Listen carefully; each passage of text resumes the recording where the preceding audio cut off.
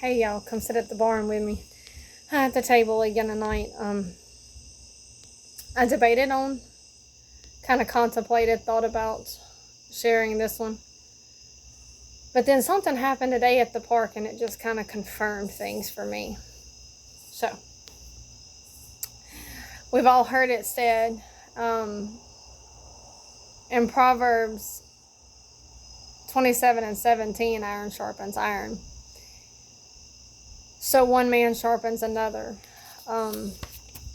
Proverbs 13 and 20 also says, he who walks with the wise men will be wise, but the companion of fools will suffer harm.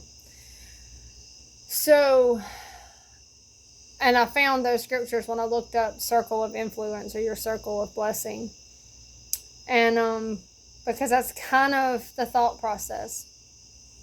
I love to see God answer prayers in unique ways. Most of my life, I could tell you pretty much any negative thing that's ever happened to me with detail.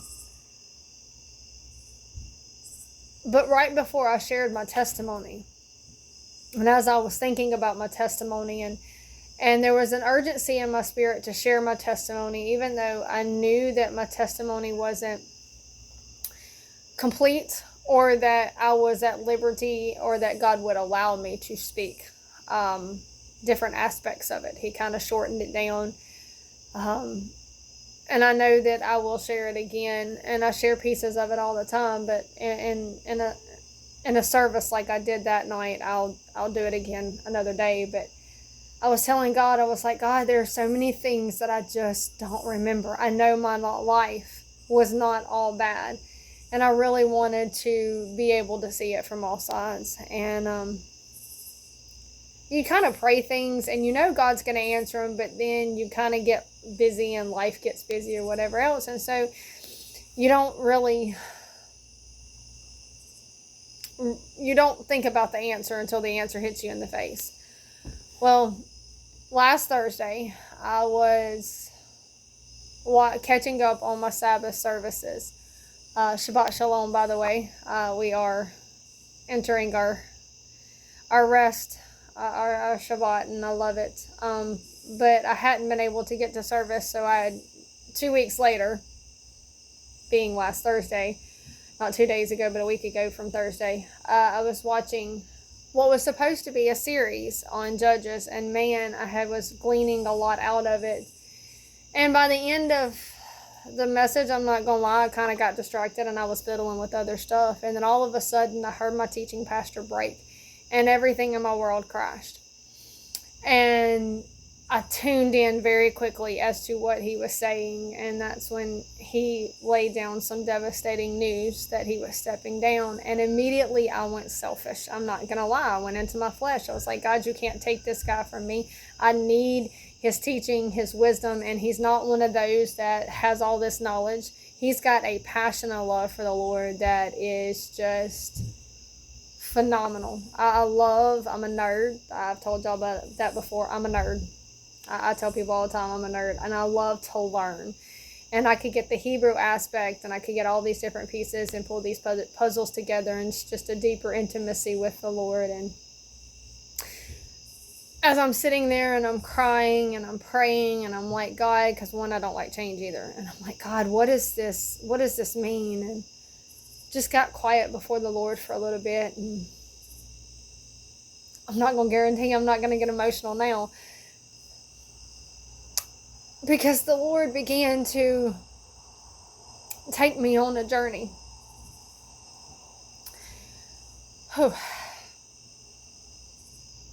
And he took me way back to my very first pastor and pastor's wife. I mean, to the point where I could see the old man's smile and the way his cheeks went rosy when he was just happy about something. God took me back to that place and that point where my pastor's wife I was probably 7, 8, 9. And I really, really, really remember wanting to be a pastor's wife. There was something about pastor's wives. I mean, they had a strength and a resilience that I longed for. I wanted that because my world just always seemed so hard and so difficult. And even though I even knew back then just how hard life was for them as pastors' wives, I wanted to be one. I mean, I thought they were beautiful inside and out, and they were just amazing. And God took me down that path, and He took me to my first, may have been my second youth pastor, but she was green all the way around, all the way. I mean, He took me to the very kitchen, to the very spot where she was trying to cook hot dogs.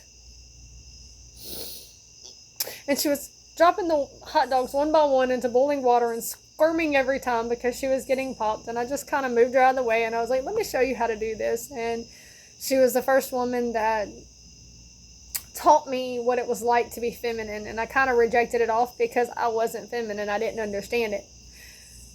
But God just was taking me down this road of these memories of the people that had stepped into my life to nurture me, to love me the way that I wasn't being loved. And He just, even in my years of running, the people that God orchestrated to be in my life, and the memories and the things that He was doing, and I was weeping and I was overwhelmed. And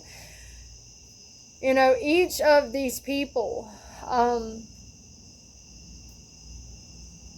were so vital in who I am today. Nancy Ferris, she will tell you right now that I'm a runner.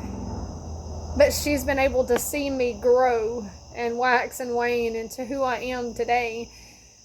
My grandmother, of course, was a woman of influence in my life, and God took me through all these people. And I'm not going to sit here and name them one by one, but God reminded me that night. I walked into a church house after years of being away from church because I was so tired of judgmental, judgy people, and I just wanted help, and I wanted who Jesus was, and I wanted to understand the truth. And I walked into a very dark church, but I met, because they were playing games that night, but I met a woman who loved Jesus in a very unique way. And when God removed me from her life, I never thought in a million years there would ever be another one like her. I didn't want a pastor's wife. While I was in Georgia, there were different definitions of pastor's wives that I was privileged to meet. Some very quiet and very behind the scenes, and you wouldn't have even known they existed.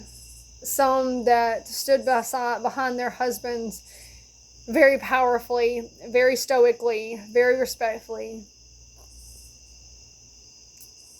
Some were quirky. I will tell you right now, Nancy Ferris is probably one of my favorite quirky pastor's wives. I love her, and she's encouraging to me. Because if I ever was one, that's exactly what I would be. I may have actually, after meeting Sister Moody, I may wind up a little like her too, because she just captured my heart when she was at women's conference. But anyhow,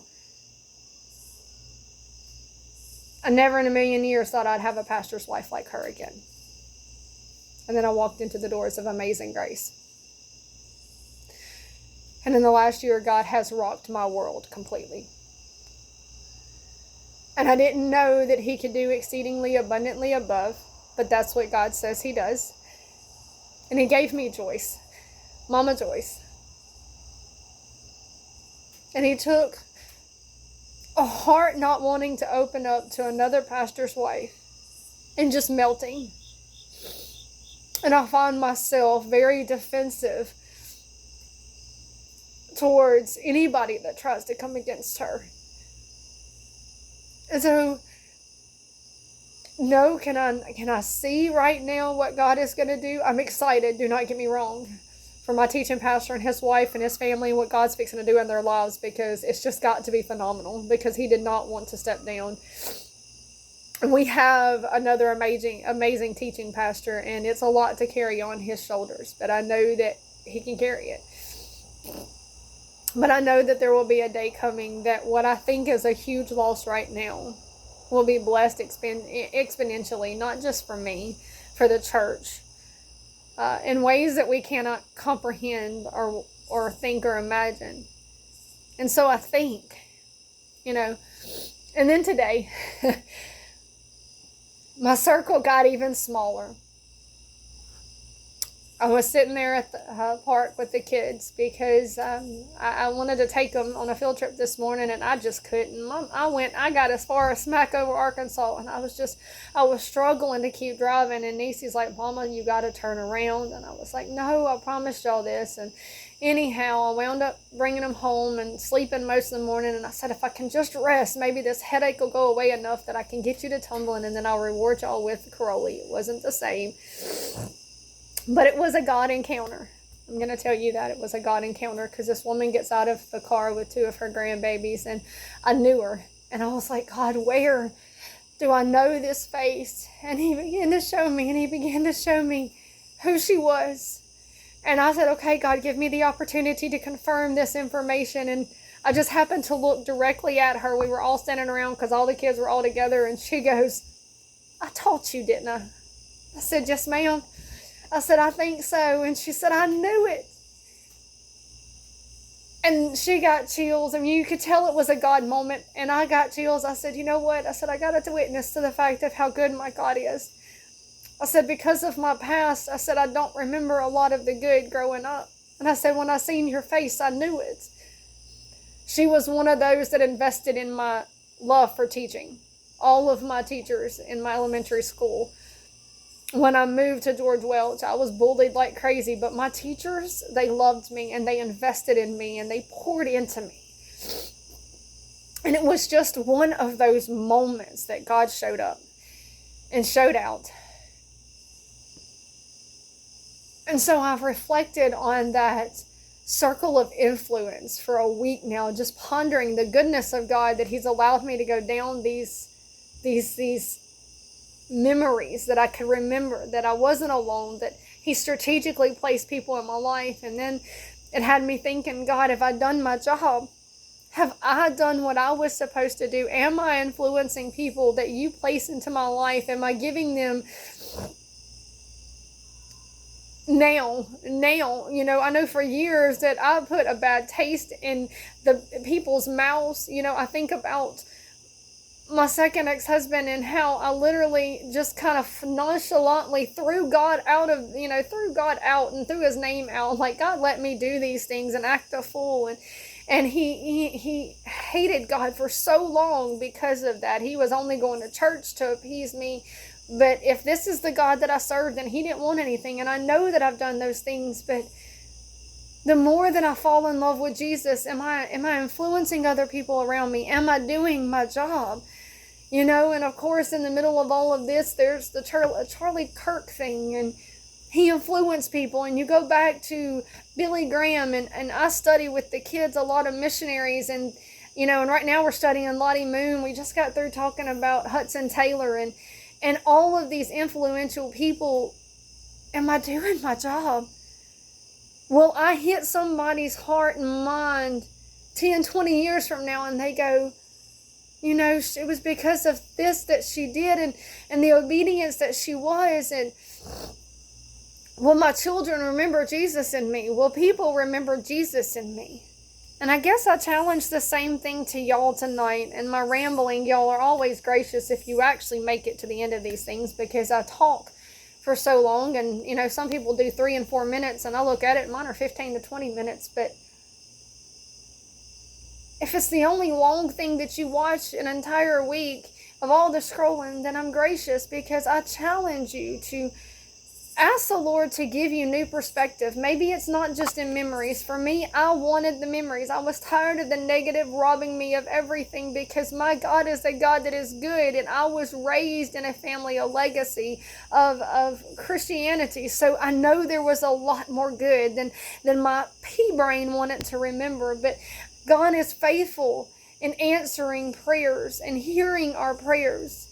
I've got 5 that I'm standing on right now, and I remind myself every day, this is what you said, God, and I know it's going to come true. And then I see Him answer these little prayers, and it gets me even more excited when I hear testimony after testimony after testimony of what God is doing in other people's lives, because God is not blind to anything that is going on. And so tonight I pray that if you have struggled more with the negativity than the positivity in your life, that God will flip the script in your life as well, and He will take you down this memory lane and just allow people to walk into your life again that you haven't seen in years, and you're going, man, thank you, God, for this person, and thank you, God, for this person. And then I challenge you to sit there and go, God, am I influencing others in the right way? Am I encouraging them to draw closer to you? And if I'm not, then what can I do? And what do I have to let go of and strip me of me so that you can reign and rule? Because that is the most important thing in the world. Whether we have a day or 100 years left. I'm going to tell you right now, I'm of a different opinion than a lot of people, because there are too many people I still want to reach. There are too many people that still don't even know the name, that don't have access to internet or anything else.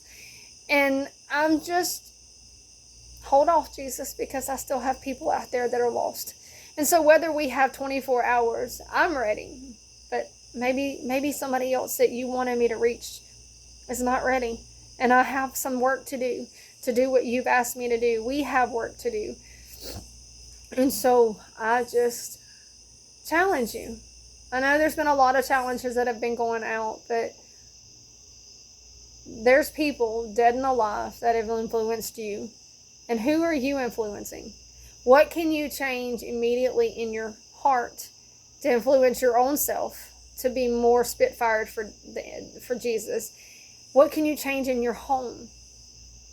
What must you sacrifice? What idols must be torn down so that you will become a better influence to your children? Because if you influence your children, they influence their world, and their world gets influenced, and it's just this big, huge ripple effect. And you just don't ever know the impact of that ripple. And so, guys, thank you again for listening to one of my whatever. This one was it was very personal to me, because I thought about posting it last week, and I was extremely emotional. I couldn't get it out. I got a video out just so I could process my thoughts, but then as I watched it, I was just crying too hard. It was a hard one. And I thought about it several times over the week, and it just didn't feel right. And then after seeing her face again and just knowing the Lord orchestrated all of that, and the crazy thing is one of her sons and his family goes to church with me. And so I'm seeing God connect another dot with Amazing Grace. And I get to actually teach one of his daughters in my class. And so it's just mind-boggling to me the way that God works and orchestrates. I love y'all.